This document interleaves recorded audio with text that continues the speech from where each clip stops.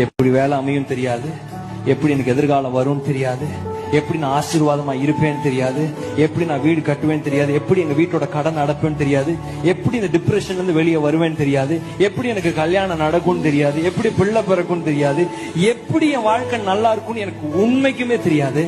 ஆனா நான் ஆராதிக்கிற தேவன் இதை எல்லாத்தையும் எப்படியாவது செஞ்சிருவார்னு தெரியும். எத்தனை பேர் விசுவாசத்தோடு சொல்றோம்? He is going to do it very quickly. கால தாமதமானாலும் கர்த்தர் சொன்னது நிறைவேறும். அதின் காலத்தில் சகலத்தையும் நேர்த்தியாய் செய்து முடிப்பார். கிரகிக்க முடியா காரியம் செய்ய